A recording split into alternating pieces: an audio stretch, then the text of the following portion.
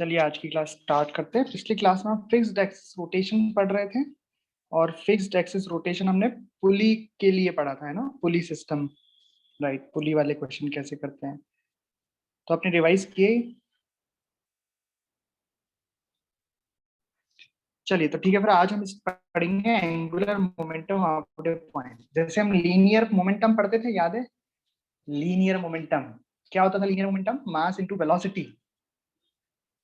वैसे ही यहाँ पे हम पढ़ेंगे एंगुलर मोमेंटम। अब ये एंगुलर है तो किसी ना किसी पॉइंट या एक्सिस के अबाउट निकलेगा, राइट? तो हम पहले सीख रहे हैं पॉइंट के अबाउट। तो जैसे यहाँ मास m का कोई पार्टिकल है, दिखाई दे रहा है यहाँ पे मास m का एक पार्टिकल है जो v वेलोसिटी से इस तरीके से चल रहा है। v वेलोसिटी से मास m का पार्टिकल है जो v वेलोसिटी से ऐसे चल रहा है। इसका एंगुलर मोमेंटम हमें फाइंड करना है about the point o। o कोई रैंडम पॉइंट है।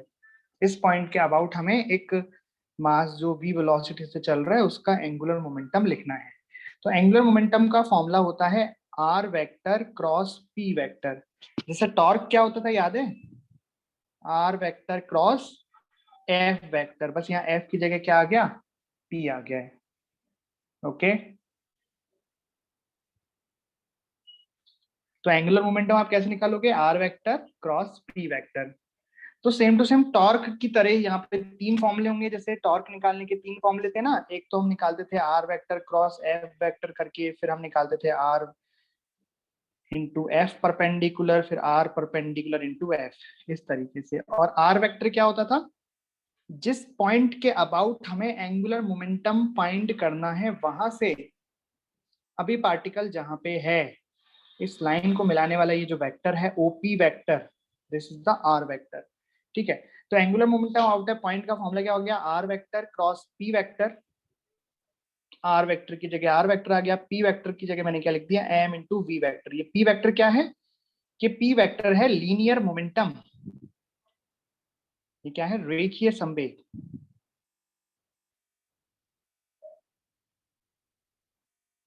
Linear momentum. ठीक, ओके। तो यहाँ से m स्केलर का मैं बाहर निकाल दिया। तो फाइनल फॉर्मूला जो हमें याद रखना है l वेक्टर का, यानी कि एंगुलर मोमेंटम का, एंगुलर मोमेंटम को रिप्रेजेंट करते हैं l वेक्टर से। वो आएगा m into are vector cross v vector. ये हमने किसके अबाउट एंगुलर मोमेंटम निकाला? पॉइंट o के अबाउट। ठीक है, तो ये r वेक्टर क्या है मैंने लिख भी दिया है, position vector of the particle for which we are calculating angular momentum. ये उस पॉइंट का पोजीशन वेक्टर है जिसका हम एंगुलर मोमेंटम फाइंड कर रहे हैं। विद रिस्पेक्ट टू, किसके रिस्पेक्ट में है position vector? The point about which we want to calculate the angular momentum. उस पॉइंट के अबाउट, जिस पॉइंट के अबाउट हम एंगुलर मोमेंटम फाइंड करना चाहते हैं। ओके, आर वेक्टर क्लियर है? क्या फॉर्मूला क्लियर है एंगुलर मोमेंटम का? टॉर्क जैसा ही है। ठीक है, एंगुलर मोमेंटम क्या होता है? एक्सियल वेक्टर होता है और इसकी यूनिट कितनी होती है? किलोग्राम इंटू मीटर पर सेकेंड। भाई यहाँ से आप देख सकते हो ना, मास की जगह मास की यूनिट हो गई किलोग्राम, फिर है ये r vector and velocity vector. Are vector क्या हो गया? मीटर, और वेलोसिटी वेक्टर क्या हो गया? मीटर पर सेकेंड। तो ये एम स्क्वायर आना चाहिए, राइट? तो एम स्क्वायर कर देते हैं हम यहाँ पे। तो यूनिट क्या हो गई इसकी? Kilogram into metre square upon second. अब ठीक है, तो यूनिट कितनी हो गई इसकी? किलोग्राम इंटू मीटर स्क्वायर पर सेकेंड। और ये क्या है? Axial vector. जो टॉर्क था वो भी एक्सियल वेक्टर है। उसकी डायरेक्शन हम कैसे निकालते हैं? दो तरीके से निकालते हैं। एक तो ये जो डेफिनेशन है, क्रॉस प्रोडक्ट की जो डायरेक्शन होगी r cross v, right hand thumb rule से। और दूसरा हम सेंस ऑफ रोटेशन से भी हम निकाल सकते हैं, राइट? जैसे जो एग्जांपल मैंने दिया है यहाँ पे, जो एग्जांपल हमने लिया है यहाँ पे, आर वेक्टर इस तरीके से है, this is the are vector and this is the velocity vector. तो अगर आप क्रॉस करोगे यहाँ पे आर क्रॉस बी, तो किधर आएगा? अंदर की तरफ आएगा। तो यहाँ पे जो हमने केस लिया है, इसका एंगुलर मोमेंटम की डायरेक्शन क्या हो गई? इनवर्ड डायरेक्शन हो गई, आर क्रॉस बी। या फिर आप चाहे तो सेंस ऑफ रोटेशन से भी देख सकते हैं। कैसे?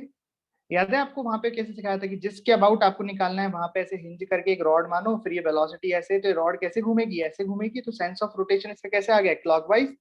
तो अपनी उंगलियों को क्लॉक वाइज डायरेक्शन में घुमाने पर अंगूठे की डायरेक्शन आपको इनवर्ट डायरेक्शन देगी। राइट हैंड रूल से करना है ये। क्या बात यहाँ तक समझ में आई आपको? डायरेक्शन कैसे निकालेंगे और मैग्नीट्यूड कैसे निकालेंगे? ओके, तो एंगुलर मोमेंटम का एक फॉर्मूला ये रहा जो आपको याद रखना है। उसके बाद हम यहाँ पे क्या लिख सकते हैं, इसका अगर हम मैग्नीट्यूड लिखें तो मास हो जाएगा mod of r mod of b sine theta, because ये क्रॉस प्रोडक्ट है। तो इस तरीके से लिख सकते हैं, राइट। अब एक बार मैं साइन थीटा को आर के साथ लिखूंगा, आर साइन थीटा, तो ये बन जाएगा आर परपेंडिकुलर। और एक बार साइन थीटा को मैं वी के साथ लिखूंगा, ये बन जाएगा v sine theta v perpendicular. किस तरीके से, देखो जैसे फर्स्ट केस में हमने क्या लिया है, आर परपेंडिकुलर। तो यहाँ हमने क्या किया है कि वेलोसिटी वेक्टर को इस तरीके से एक्सटेंड किया, इस जैसे हम वहां पे फोर्स को एक्सटेंड करते थे जिसको हम लाइन ऑफ एक्शन बोलते थे, राइट। वैसे यहाँ पे वेलोसिटी को एक्सटेंड किया और जिस पॉइंट के अबाउट हमें एंगुलर मोमेंटम फाइंड करना है वहां से इस पर एक परपेंडिकुलर ड्रॉ किया। तो आर वेक्टर क्या था, ये ओपी वेक्टर ये है, ये तो आर वेक्टर है, राइट। ये तो आर वेक्टर है, पर ये क्या हो गया, आर परपेंडिकुलर। और आर परपेंडिकुलर कितना आएगा जब निकाल लेते हैं एक बार। तो यहाँ पे एक राइट एंगल ट्रायंगल दिख रहा है, अगर ये एंगल थीटा है तो ये एंगल भी थीटा हो गया, ओके। अगर ये आर है, ये एंगल थीटा है, तो ये आर परपेंडिकुलर कितना हो गया, आर साइन थीटा। तो ये आ गया आर साइन थीटा। तो एक फॉर्मूला तो ये आ गया एम वी आर परपेंडिकुलर। इसमें क्या करेंगे, वेलोसिटी को एक्सटेंड करेंगे इस तरीके से, और जिस पॉइंट के अबाउट हम एंगुलर मोमेंटम निकाल रहे हैं वहां से परपेंडिकुलर डालेंगे उस वेलोसिटी पर, लाइन ऑफ वेलोसिटी, वेलोसिटी की लाइन पर, राइट। लाइन ऑफ मोशन कह सकते हैं अपन इसको, क्या कह सकते हैं, लाइन ऑफ मोशन, ओके। तो यहाँ पे आर परपेंडिकुलर का मतलब क्या है, r perpendicular is component of r vector perpendicular to line of motion.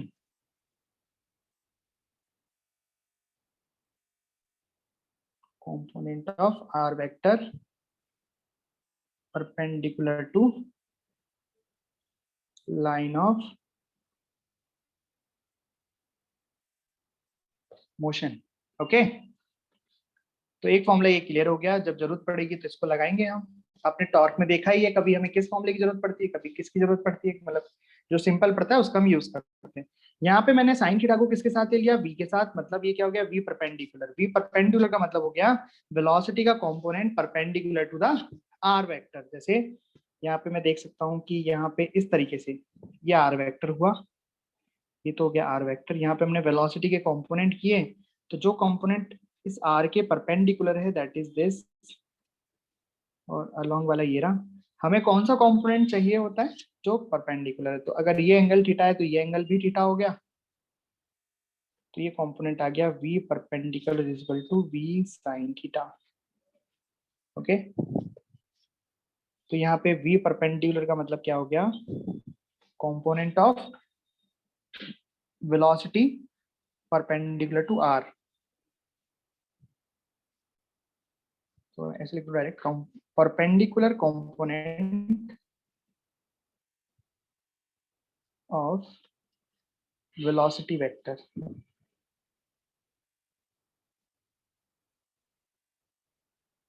Okay, सीख गए दोनों फॉर्मूले अच्छे से। जब जरूरत पड़ेगी, अभी कराऊंगा प्रैक्टिस तो लगाओगे आप ये फॉर्मूला, ठीक है। तो तीन हमने पढ़े। पहला कौन सा है, r vector cross P vector, या फिर हम ऐसे लिख सकते हैं m into are vector cross b vector. दूसरा ये, तीसरा ये। चलिए, if the line of motion of the particle passes through the point about which we want to calculate L, then L is equal to 0। जैसे torque से इसको compare करो, तो हम अगर टॉर्क उसी लाइन के अबाउट या उसी पॉइंट के अबाउट फाइंड करना चाहते हैं जहां से वो लाइन ऑफ एक्शन पास होता था तो टॉर्क 0 आता था, वैसे ही अगर line of motion of the particle passes to the line about which, जैसे इसका एग्जांपल मैं ऐसे दे सकता हूँ यहाँ पे कि मान लो ये पॉइंट O है और कोई पार्टिकल यहाँ पे इस तरीके से जा रहा है v वेलोसिटी से, लेकिन इसकी जो लाइन ऑफ मोशन है इस पॉइंट O से ही पास कर रही है। तो इस केस में थीटा बराबर कितना हो जाएगा, 0 डिग्री और 180 डिग्री, राइट। अरे बात समझ में आई। तो इस केस में जो एल होगा वो 0 आ जाएगा ना, मतलब ये लाइन ऑफ मोशन है, एक पार्टिकल है यहाँ पे मास m का, इसकी जो वेलोसिटी है वो इस तरीके से है कि लाइन ऑफ मोशन उसी पॉइंट से पास हो रहा है जिस पॉइंट के अबाउट हम एंगुलर मोमेंटम फाइंड करना चाहते हैं, then L will be 0 about that point. Okay,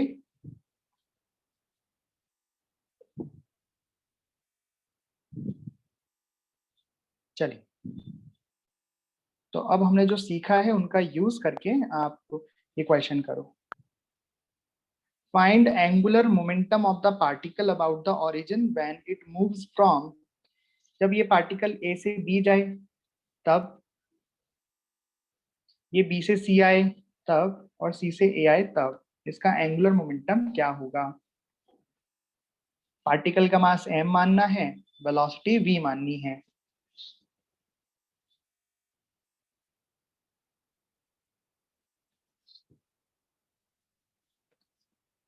करो।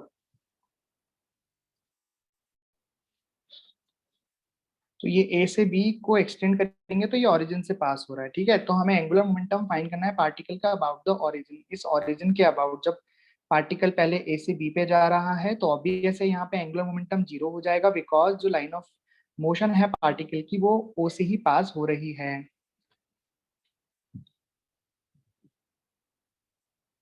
ये लेंथ देखो ये दे रखी है, यहाँ से यहाँ तक की जो लेंथ है वो a दे रखी है, और ओरिजिन से इस पॉइंट सी तक की लेंथ b दे रखी है। करिए। तो सबसे पहले का आंसर आ जाएगा angular momentum when particle moves from A to B is equal to 0 because line of motion passing through the O, right. और पार्टिकल का मास m दे रखा है। अब second, angular momentum when particle passing through the, particle moves from point B to point C. देखिए, तो particle इस तरीके से बी से सी पर जा रहा है ना, तो मतलब इस तरीके से कुछ वेलोसिटी होगी पार्टिकल की, v वेलोसिटी। हमें ओ के अबाउट एंगुलर मोमेंटम फाइंड करना है, तो कौन सा फॉर्मूला लगाएं, कौन सा फॉर्मूला लगाएं बताओ।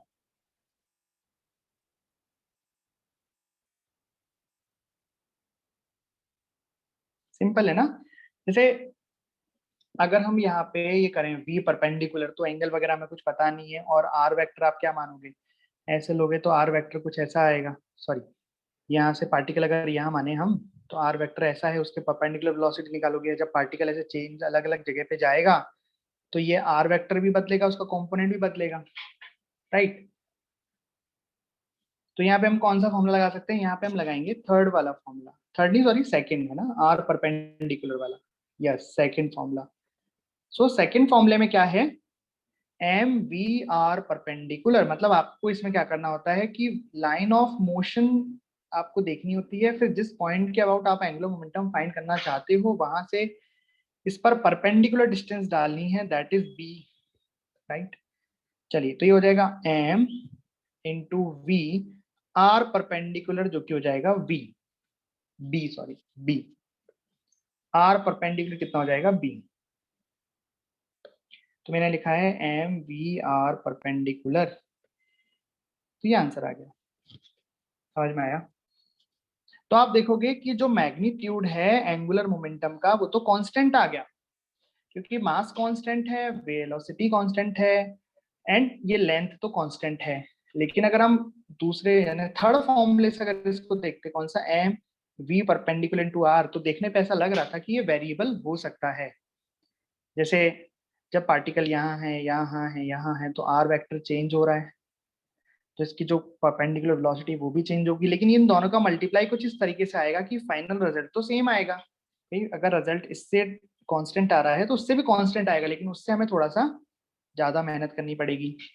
ओके, अब बात डायरेक्शन की है, तो डायरेक्शन तो बहुत ही आसान है।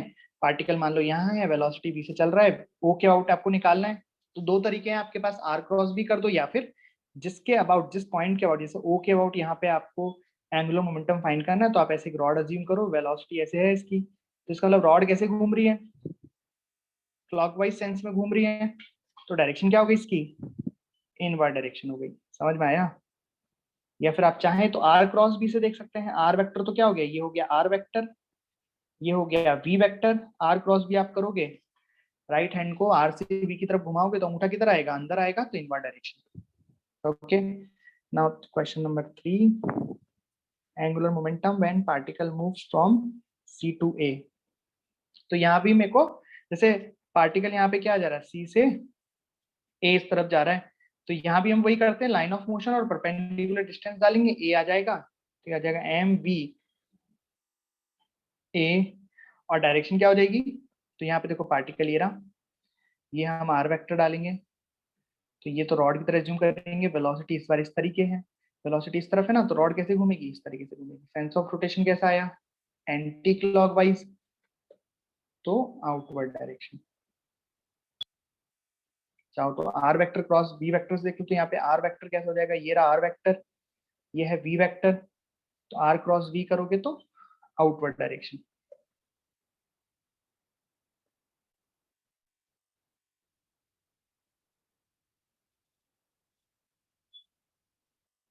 क्लियर? कोई दिक्कत इसमें?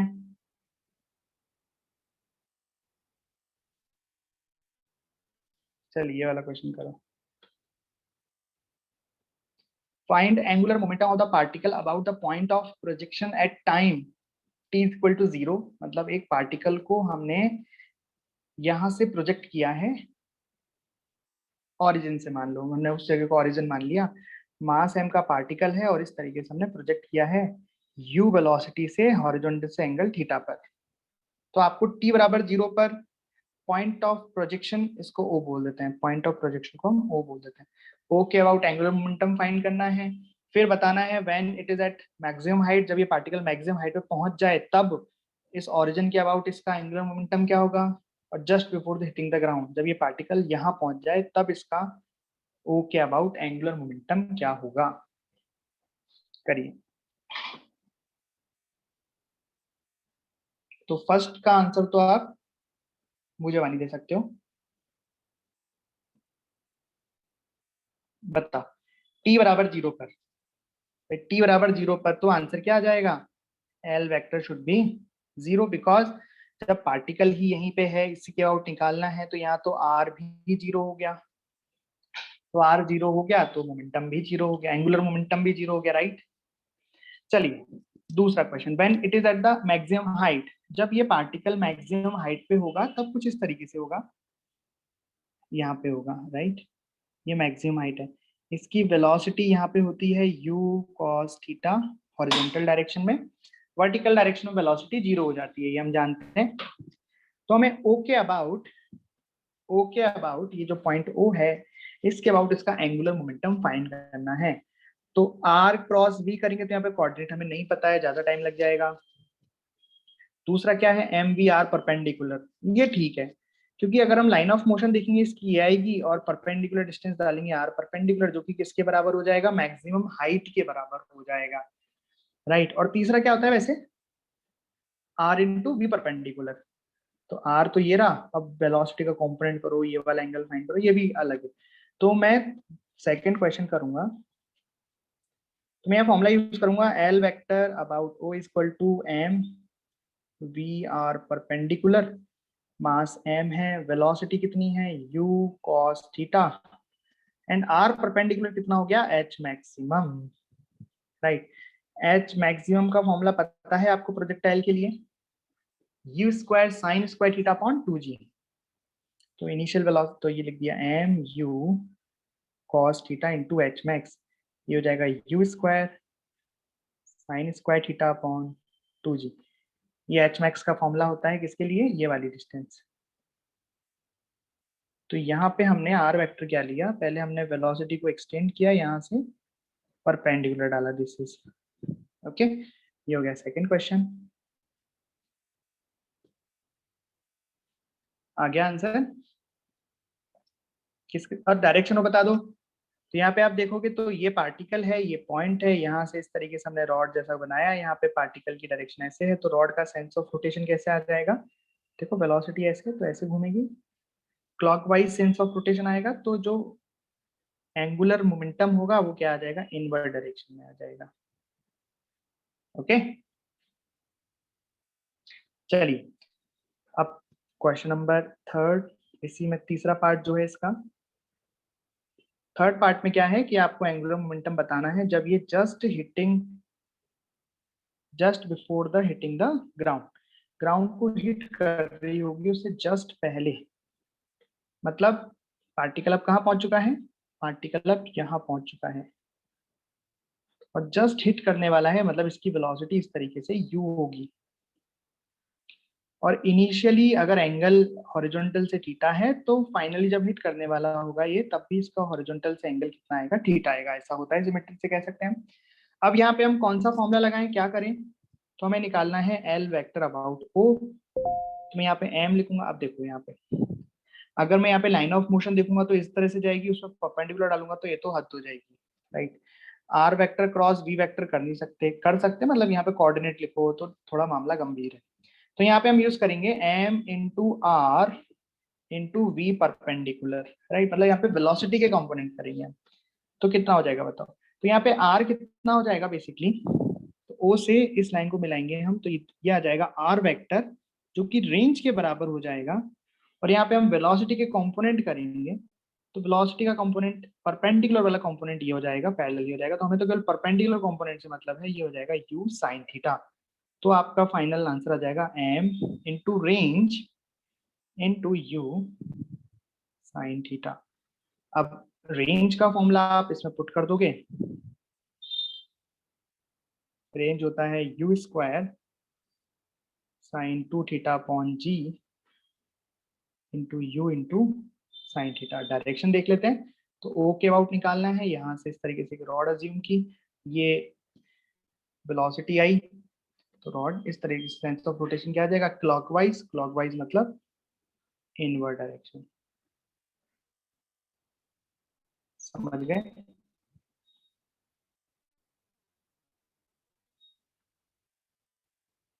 ये रहा। Okay, any doubt?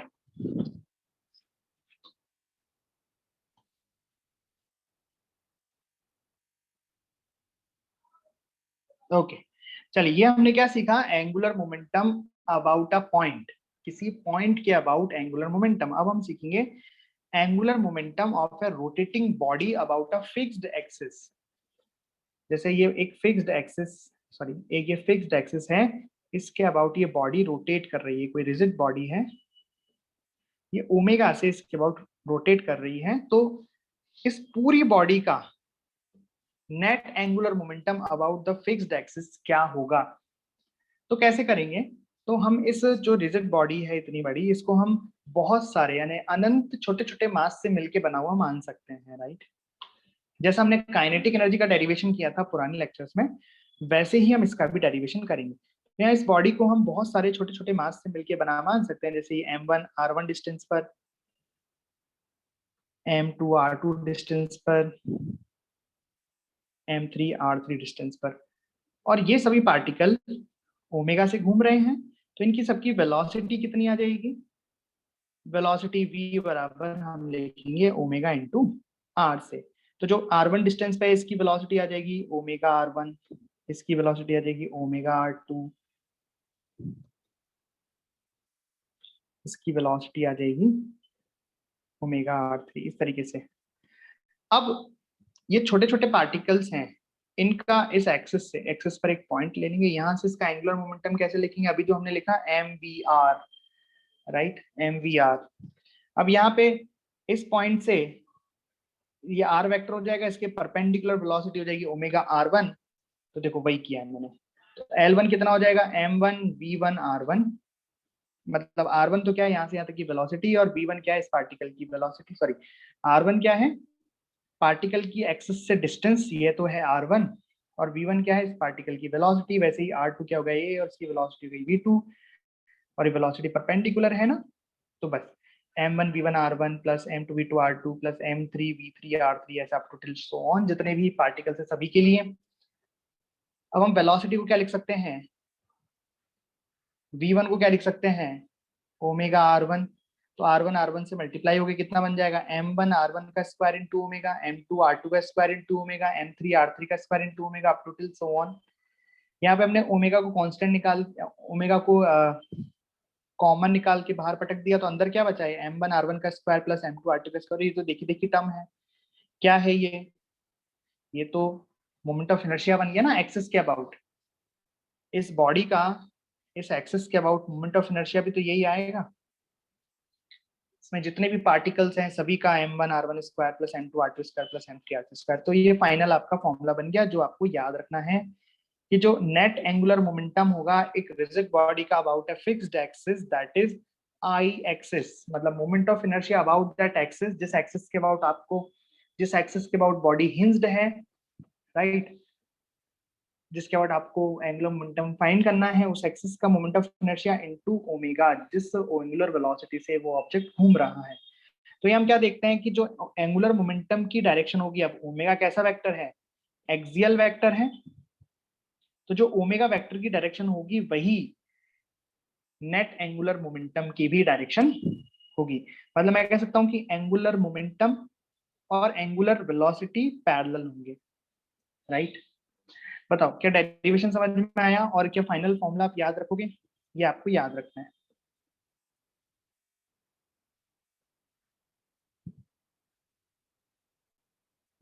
चलो तो बताओ कि मान लो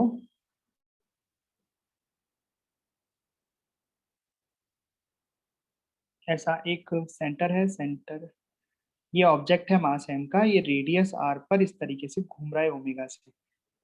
क्या समझे कि एक पार्टिकल है मास m का, वो इस तरह से सर्कुलर पाथ पर ओमेगा से घूम रहा है। तो इस पार्टिकल का सेंटर के अबाउट, इस पार्टिकल का सेंटर के अबाउट, ये जो एक्सिस है इसके अबाउट एंगुलर मोमेंटम क्या होगा, angular momentum about see this particle, क्या लिखूंगा, आई ओमेगा लिखूंगा। यानी कि इस पार्टिकल का इस एक्सिस के about angular moment of inertia कितना हो जाएगा, m are square into omega, right. अरे बात समझ में आई क्या,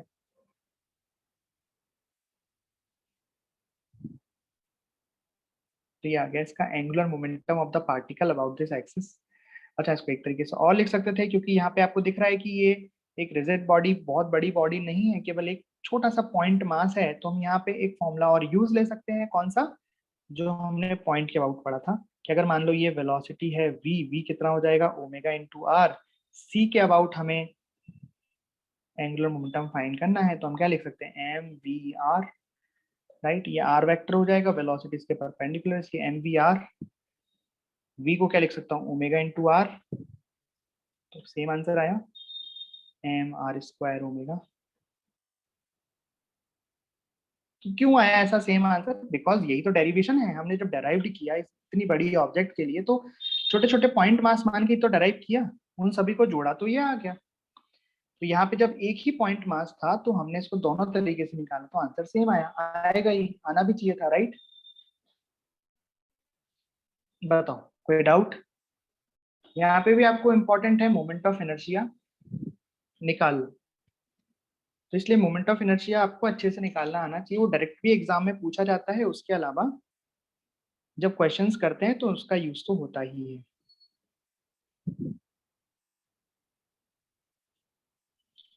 ये क्या है, एक हॉलो स्फीयर है, मास m रेडियस r का, ये गिवन एक्सिस के अबाउट हिंज्ड है,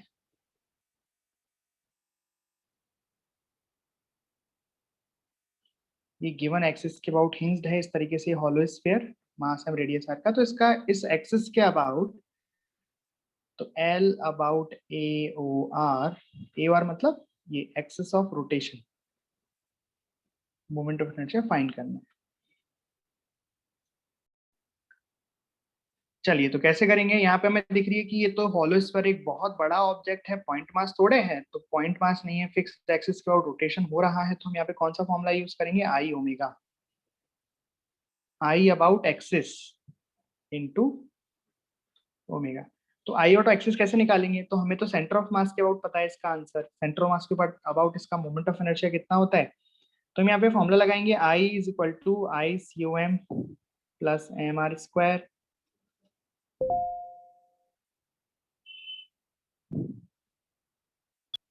तो कितना आ गया है, 5/3 M are square into omega.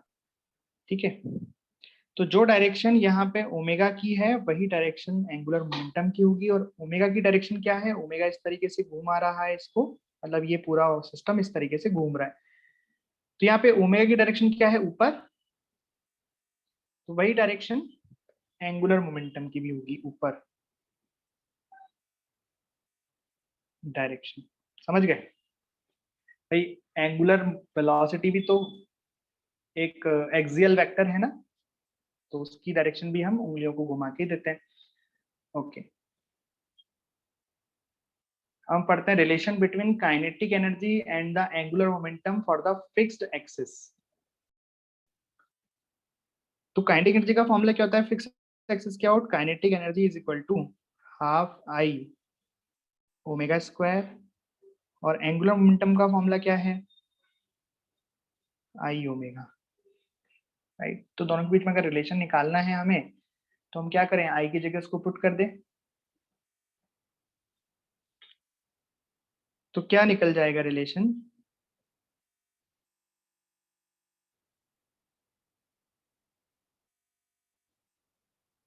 Kinetic energy is equal to L square upon 2आई। कैसे निकला, समझ में आया?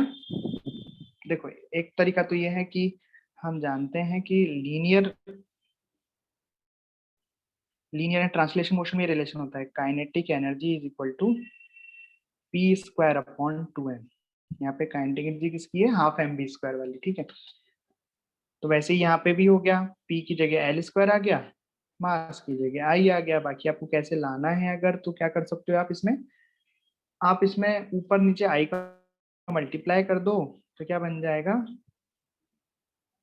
आई square omega square upon 2i into kinetic energy. और आप यहाँ से आई ओमेगा को यहाँ पे पुट कर दो, तो ये एल स्क्वायर हो जाएगा, एल स्क्वायर अपॉन 2i। ठीक, तो इस तरीके से हम एंगुलर मोमेंटम निकालना सीख गए। तो बस ऐसे ही मैंने रिलेशन बता दिया, इस तरीके से हम देख सकते हैं। अब इसके बाद हम क्या पढ़ेंगे, conservation of angular momentum. Angular momentum conservation, जैसे लीनियर मोमेंटम कंजर्वेशन पढ़ा था मैं सेंटर ऑफ मास में, वैसे ही एंगुलर मोमेंटम को भी कंजर्व करके हम सवाल करते हैं, क्वेश्चंस लगाते हैं। अब कब होता है एंगुलर मोमेंटम कंजर्वेशन, तो पहले आपको रिवाइज कराते हैं हल्का सा कि लीनियर मोमेंटम कंजर्व कब होता था, बताइए। लीनियर मोमेंटम कंजर्वेशन कब लगाते थे, याद है, LMC, लीनियर मोमेंटम कंजर्वेशन, यानी कि P initial is equal to P final. अपने क्वेश्चन बहुत सवाल किए हैं इससे सेंटर ऑफ मास में। When F net external is equal to 0, जब किसी सिस्टम पर लगने वाला F नेट एक्सटर्नल 0 होता है, तब हम उस पर मोमेंटम कंजर्वेशन लिखते हैं, F P initial is equal to P final. अब इसमें भी ऐसा होता था कि अगर x में फोर्स 0 है तो हम x में मोमेंटम कंजर्वेशन लगा सकते हैं, y में 0 है तो y में लगा सकते हैं, z में 0 है तो z में लगा सकते हैं, और अगर पूरा ही 0 है तो किसी भी डायरेक्शन में लगा सकते हैं। राइट, वैसे ही अब हम पढ़ेंगे एंगुलर मोमेंटम कंजर्वेशन।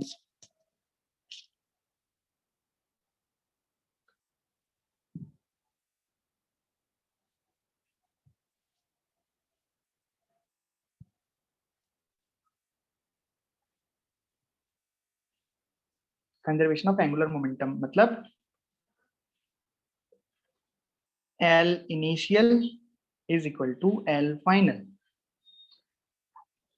तो बताइए यहाँ पे ये रिलेशन कैसे आया था, इसका यूज किसका यूज करके हम ये लाए थे, तो हम इसका यूज करके लाए थे कि F net is equal to होता है dp अपॉन dt। dp मतलब चेंज इन मोमेंटम, हम मोमेंटम को कांस्टेंट करना चाहते हैं, कंजर्व करना चाहते हैं, तो dp कितना हो जाएगा, 0। dp 0 हो जाएगा, मतलब F नेट कितना आ जाएगा, 0।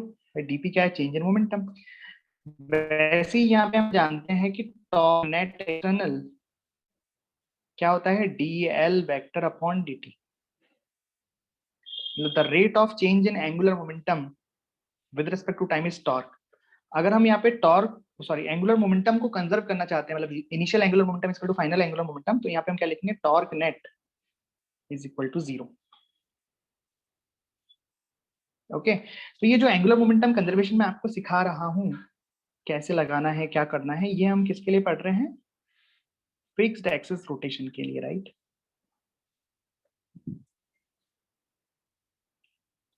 ये ऊपर जो मैंने दिखाया आपको, ये क्या है? ट्रांसलेशनल मोशन के लिए, जब ऑब्जेक्ट सीधा चल रहा है और हम किसी पॉइंट के अबाउट उसको नहीं देख रहे हैं। ये है फिक्स्ड एक्सिस रोटेशन, जब ऑब्जेक्ट किसी एक फिक्स्ड एक्सिस के अबाउट रोटेट कर रहा है, ठीक है?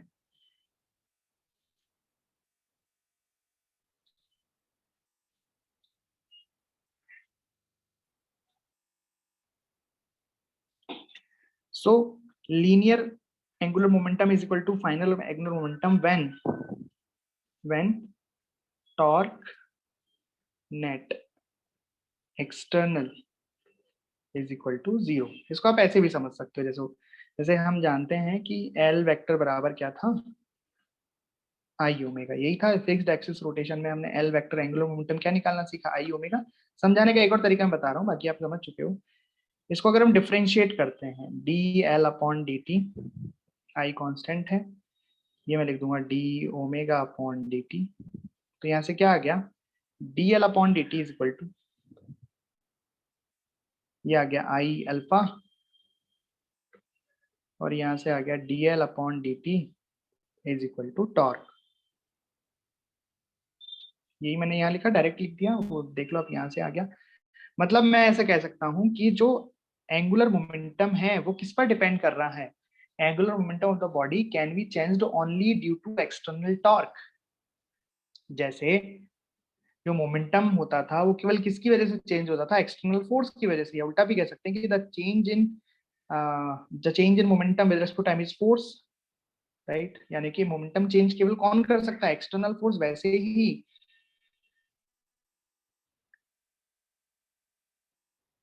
एंगुलर मोमेंटम ऑफ बॉडी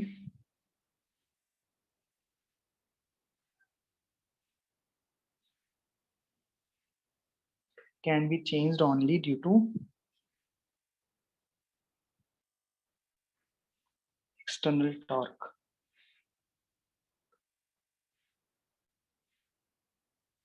चलिए, यहां तक बात समझ में आई? घूम फिर के आपको क्या समझ में आई कि अगर हमें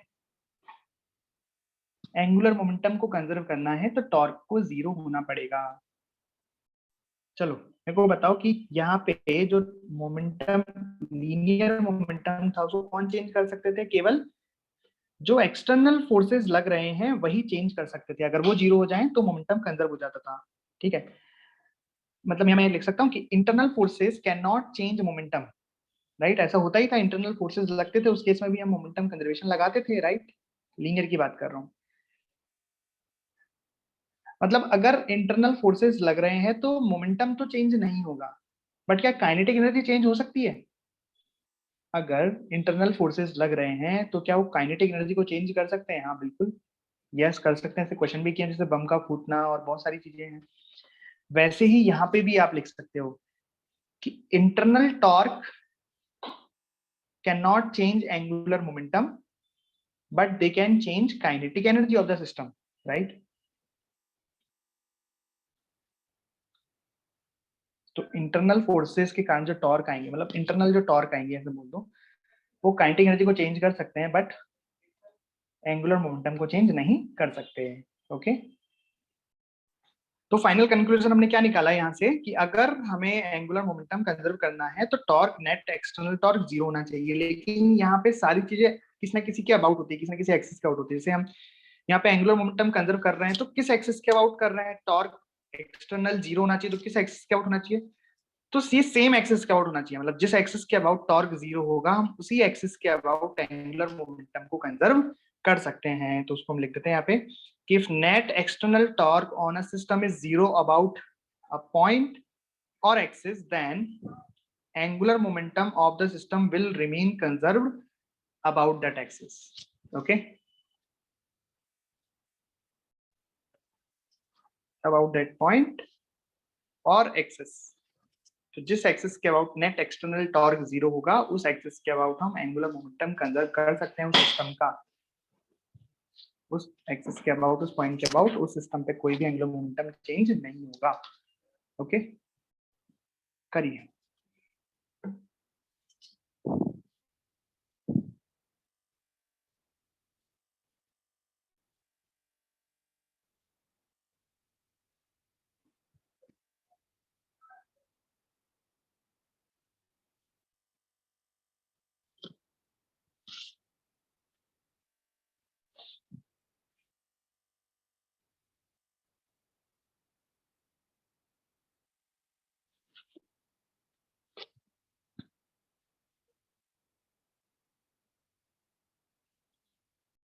चलिए, बड़े ही आसान सवाल है।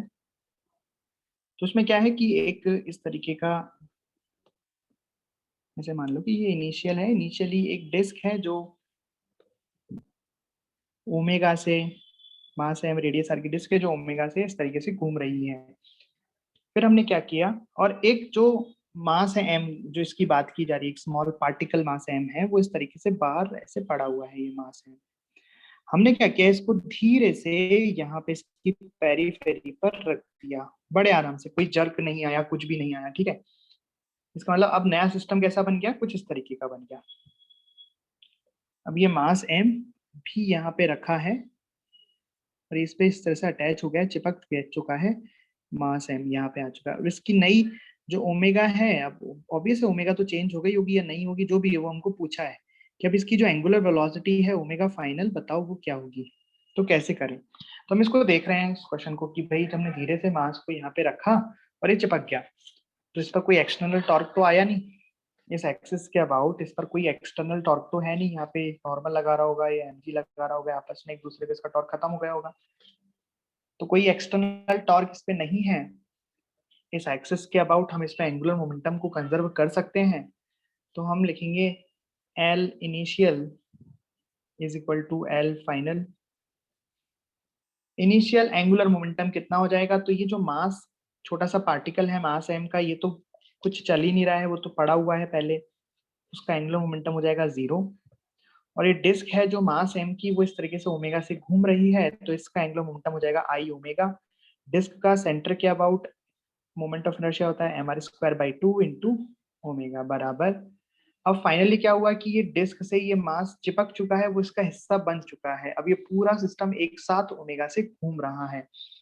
तो अब हम क्या लिखेंगे, इस पूरे सिस्टम के लिए आई लिखेंगे, तो इस पूरे सिस्टम का आई क्या हो जाएगा, डिस्क तो है ही पहले से मास एम की, ये हो जाएगा mr²/2 प्लस अब एक पार्टिकल और है जो यहाँ पे पेरीफेरी पे चिपक चुका है, और इसकी डिस्टेंस कितनी हो गई यहाँ से, रेडियस r, तो इसका मोमेंट ऑफ इनर्शिया कितना हो गया, एक्सिस के अबाउट mr²। भाई पॉइंट मास का मोमेंट ऑफ इनर्शिया ऐसे तो लिखते हैं, इनटू ओमेगा फाइनल। देखो यहाँ से आंसर आ गया, ओमेगा फाइनल कितना आया, तो ये मिल गया हमें mr²/2 इंटू ओमेगा बराबर 3/2 mr² into omega final. mr² से mr² गया, 2 से 2 गया, तो यहाँ से ओमेगा f कितना आ गया, ओमेगा/3। तो ऑब्वियस हम देख सकते हैं कि देखो जैसे ही पार्टिकल सिस्टम में रखा, मतलब इस सिस्टम का मोमेंट ऑफ इनर्शिया बढ़ गया, मास बढ़ गया, मोमेंट ऑफ इनर्शिया बढ़ गया, तो इसकी ओमेगा कम हो जाएगी, इसकी एंगुलर कम हो जाएगी। सीख गए कैसे करना है। तो आपको क्या चेक करना है इसमें, कोई कोई एक्सटर्नल टॉर्क तो नहीं लग रहा है, कोई एक्सटर्नल फोर्स तो नहीं लग रहा है। ठीक, तो हमने धीरे से मास को रखा है, एकदम कोई जर्क नहीं आया है, कुछ भी नहीं आया है, तो कोई भी एक्सटर्नल टॉर्क इसमें से एक्सिस के आउट नहीं आया है। ओके,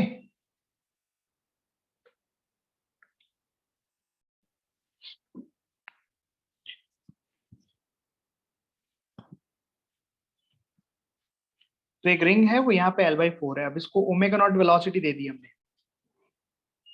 और देके छोड़ दिया, तो क्या होगा, ये ऑब्वियस रिंग ऐसे बाहर की तरफ आएगी। तो पूछा है कि जब रिंग ऐसे यहाँ पे आ जाए, just is the free and, उस वक्त ये ओमेगा क्या होगा, उस वक्त ये ओमेगा क्या होगा। तो कैसे करें, तो देखो इनिशियल डायग्राम तो ये हो गया, एक फाइनल डायग्राम और बना लें। तो फाइनल डायग्राम में कुछ ऐसा होगा,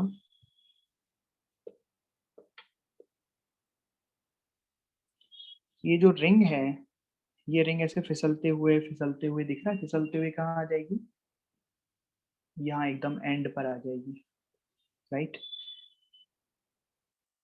और इसका जो ओमेगा है, अब ओमेगा क्या हो जाएगा, ओमेगा फाइनल हो जाएगा। ओके, अभी जो रिंग फिसल रही है तो अपने आप फिसलते हुए आ रही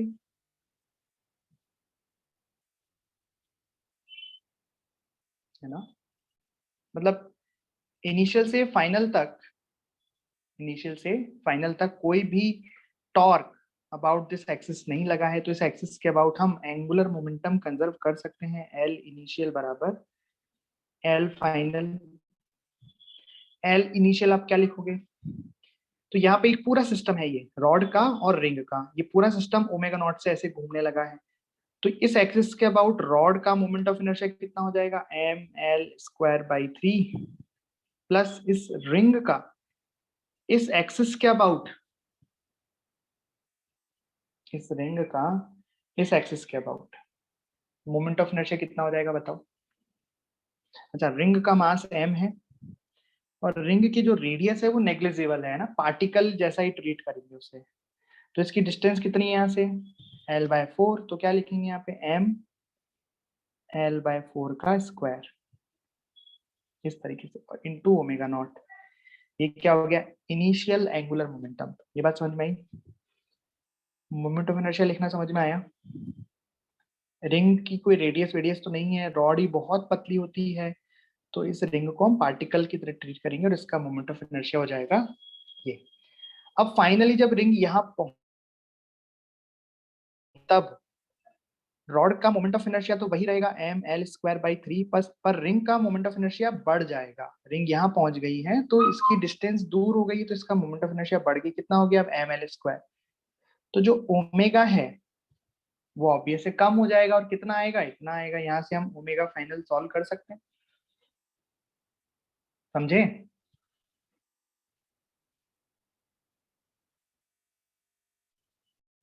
ठीक है, तो ये तो इसका आसान पार्ट हो गया और यही पूछा है, लेकिन अगर हम थोड़ा सा और देखें, और शायद मैंने सर्कुलर में ऐसा सवाल कराया है कि जब ये रिंग जस्ट बाहर पहुंच गई, उस एंड पर पहुंच गई है ना, जस्ट ये इस रॉड को छोड़ दिया इसने, ऐसे यहाँ पे है, तो इस वक्त रिंग के पास दो वेलोसिटीज हैं। अगर हम थोड़ा डिटेल में समझें, एक वेलोसिटी तो इधर की साइड है जिसे हम कहेंगे वी आर, और एक वेलोसिटी है इस तरफ परपेंडिकुलर साइड में, तो ये कितनी हो जाएगी, ओमेगा फाइनल इंटू एल।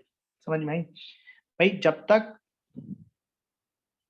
सोचो ध्यान से, अब जब तक ये रिंग इस रॉड पर है, ये वेलोसिटी तब भी है इसके पास।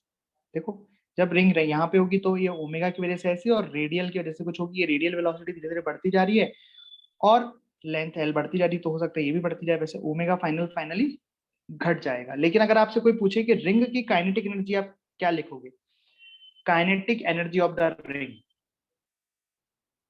तो रिंग जब एंड पर पहुंची तो इसके पास दो वेलोसिटीज हैं, जब ये रिंग के ये जब इस रॉड के बाहर निकली तो इसके पास दो वेलोसिटीज हैं। आई बात समझ में।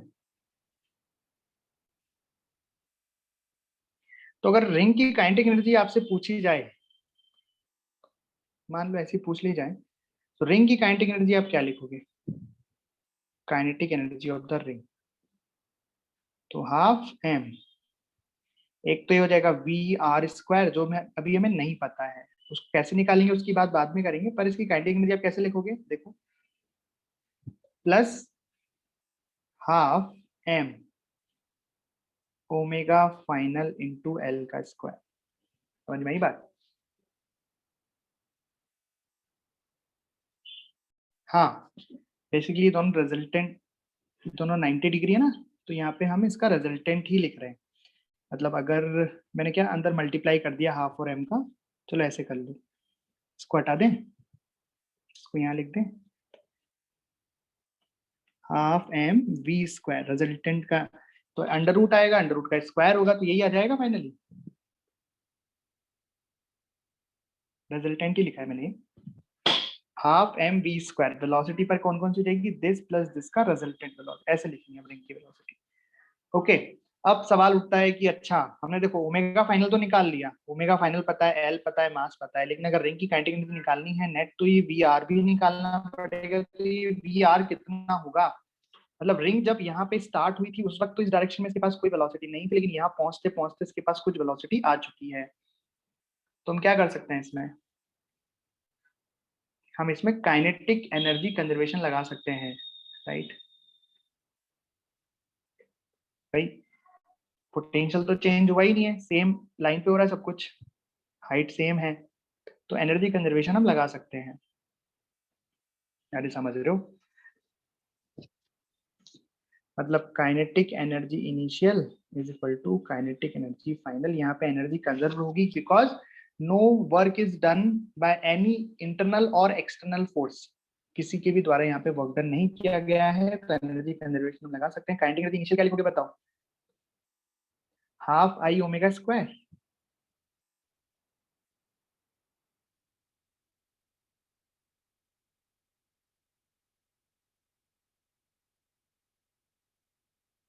बराबर फाइनल काइनेटिक एनर्जी किस किस की लिखोगे, चलो मैं आप लिख लेना बाद में, अभी मैं आपको बताता हूँ किस किस की लिखी।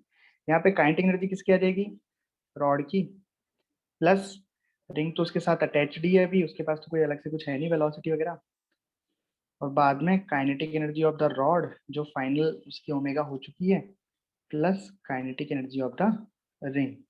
और kinetic energy of the ring क्या हो गई, ये हो जाएगी, अरे हो जाएगी क्या, इनिशियल भी काइनेटिक एनर्जी अगर रिंग लिखनी है तो यहाँ पे ओमेगा है, सॉरी वी आर पे 0 कर दोगे, लिख लोगे आप, ये लिख लोगे क्या, इसमें वैल्यू डाल लोगे क्या,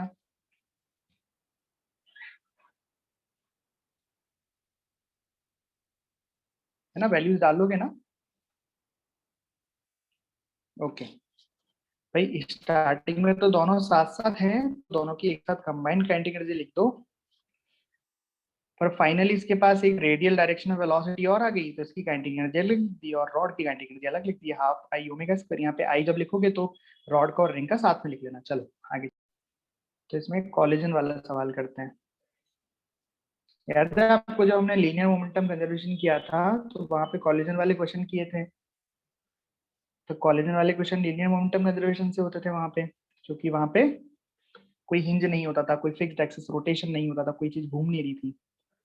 बट यहाँ पे ऐसा नहीं है, यहाँ पे एक रॉड है जिसको इस तरीके से हमने हिंज कर दिया है, यहाँ पे वो हिंज्ड है, ठीक है, और इसका मास m है, लेंथ l है। अब यहाँ पे हमने इसके एकदम कोने पर, कहीं पे भी टक्कर करा सकते हैं, मैं कोने पे ले रहा हूँ अभी, एक हमने u वेलोसिटी से बॉल को फेंक दिया, इस बॉल का मास मान लो स्मॉल m मान लो, तो बॉल को हमने जब यहाँ फेंक दिया इस तरीके से, तो इससे टक्कर होगी। तो पहले हम देखते हैं यहाँ पे कि लीनियर मोमेंटम कंजर्वेशन लगा सकते हैं क्या, एंगुलर मोमेंटम कंजर्वेशन लगा सकते हैं क्या, ठीक है, क्या कर सकते हैं नहीं कर सकते।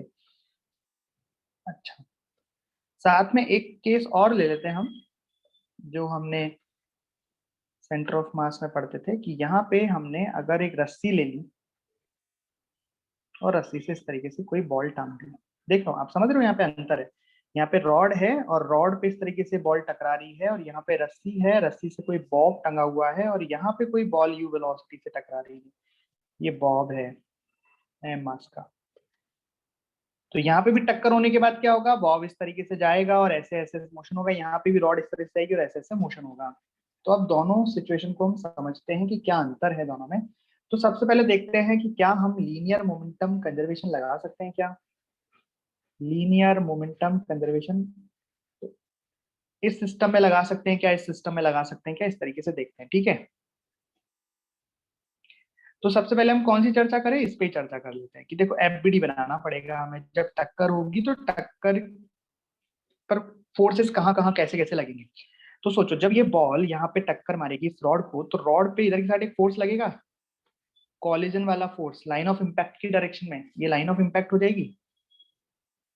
और ऐसे ही इस बॉल पर भी इधर फोर्स लगेगा लाइन ऑफ इम्पैक्ट की डायरेक्शन में, ठीक है। बोलो, ये फोर्सेस लगेंगे लाइन ऑफ इम्पैक्ट की डायरेक्शन में, बॉल पर भी इधर लगेगा और नॉर्मल पे भी इधर लगेगा। लेकिन हम सिस्टम क्या लेंगे, पूरे को सिस्टम लेंगे। हाँ, इम्पल्सिव फोर्स है, कॉलिजन के फोर्स इम्पल्सिव होते हैं, पर हम सिस्टम पूरा ले रहे हैं। सिस्टम पूरा ले रहे हैं तो ये वाला इम्पल्सिव इस वाले इम्पल्स को बैलेंस कर देगा, मतलब कोई एक्सटर्नल फोर्स नहीं है। बट एक चीज हम भूल रहे हैं, हिंज को भूल रहे हैं। आपने कभी क्रिकेट खेला है? जब आप शॉट मारते हो, ऐसे शॉट बॉल को हिट करते हो, तो आपके हाथों में झटका आता है।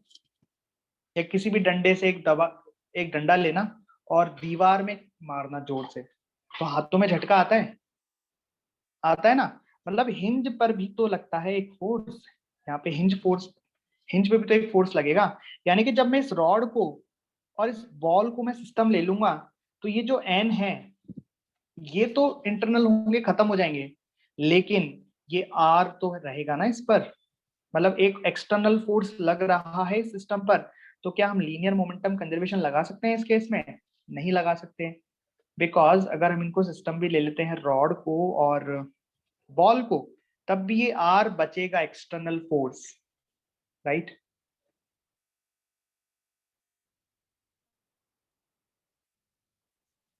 एक इम्पल्सिव फोर्स बचेगा, ये झटका लगेगा ना, तो ये इम्पल्सिव है। लेकिन इसमें, अब ये तो रस्सी है, तो रस्सी के केस में ऐसा, हाँ mg के बारे में, तो mg भी लग रहा है, सही बात है, but mg is a non impulsive force. तो टक्कर लगने के जस्ट पहले और जस्ट बाद में, मतलब ये बहुत कम समय में हम नॉन इम्पल्सिव फोर्सेस को इग्नोर कर सकते हैं। ये बात हमने चर्चा की थी, सेंटर ऑफ मास में है ना, वही तो mg को इसलिए मैंने कंसिडर नहीं किया।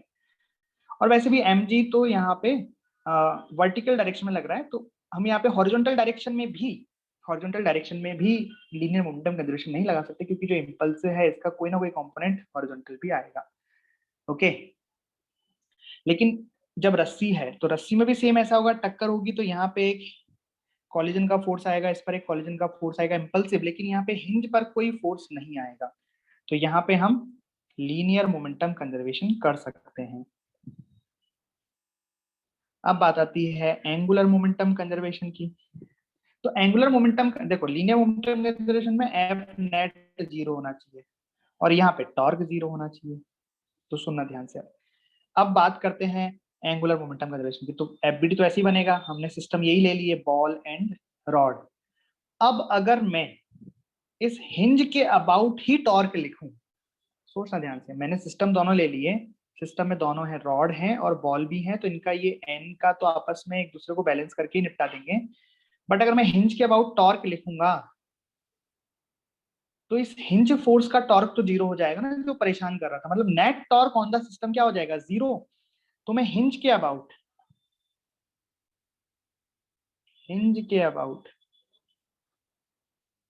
L initial is equal to L final लिख सकता हूं, राइट। हिंज के अबाउट, और यहां तो लिख ही सकता हूं, यहां तो कोई दिक्कत ही नहीं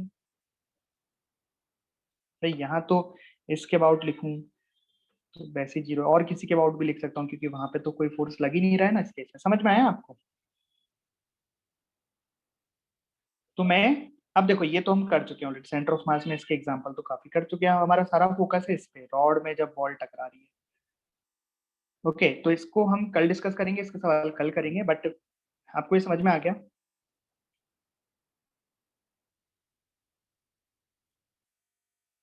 भाई टॉर्क जीरो करना है ना, तो टॉर्क अबाउट दैट एक्सिस, किस एक्सिस, हिंज के अबाउट टॉर्क जीरो है सिस्टम पर, तो हिंज के अबाउट हम एंगुलर मोमेंटम को कंजर्व कर सकते हैं।